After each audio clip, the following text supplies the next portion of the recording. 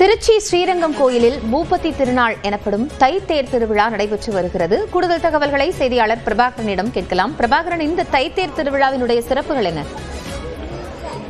காயத்ரி, பூலோக வைகுண்டம் என்று அழைக்கப்படுவதும் 108 வைணவ திருத்தலங்களில் முதன்மையானதாக விளங்கும் திருச்சி ஸ்ரீரங்கம் அரங்கநாத சுவாமி திருக்கோயிலில் பூபதி திருநாள் என்று அழைக்கப்படும் இந்த தைத்தேர் உற்சவம் ஆண்டுதோறும் நடைபெறுவதை வழக்கம். 10 நாட்கள் நடைபெறும் இந்த தைத்தேர் உற்சவம் கடந்த 23ஆம் தேதி கொடியேற்றத்துடன் தொடங்கியது. தொடர்ந்து உற்சவ நாட்களில் தினமும் காலை மற்றும் மாலை வேளைகளில் நம்பெருமாள் மூலஸ்தானத்திலிருந்து அம்ச வாகனம், யாழி வாகனம், கருட வாகனம், இந்த அனுமந்த வாகனம், யானை வாகனம், தங்க குதிரை வாகனம் உள்ளிட்ட பல்வேறு வாகனங்களில் எழுந்தருளி திருவீதி உலா நடைபெற்றது.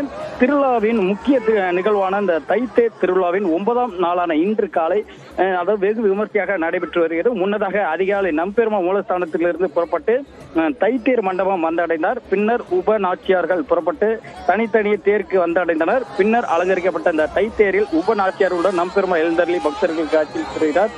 அதனைத் தொடர்ந்து இந்த 4 உத்தர வீதிகளுமே தேரை பெறும் திரளான பக்தர் ரங்காரங்க அந்த கோவிந்தா என கோஷமிட்டவாறு வடம் பிடித்து இழுத்து வருகின்றனர். விழாவிற்கான ஏற்பாடுகளை இந்து சமய அறநிலையத்துறை சார்பில் கோவில் இணை ஆணையர் சிவராம்குமார் தலைமையில் கோவில் பணியாளர்கள் செய்தனர். திருச்சி மற்றும் திருச்சியை சுற்றியுள்ள பல பகுதியிலிருந்து ஏராளமான மக்கள் வந்திருந்ததால் பாதுகாப்பிற்காக பலத்த போலீசார் போடப்பட்டுள்ளது. காயத்ரி, நன்றி பிரபாகர், தகவல்களுக்காக.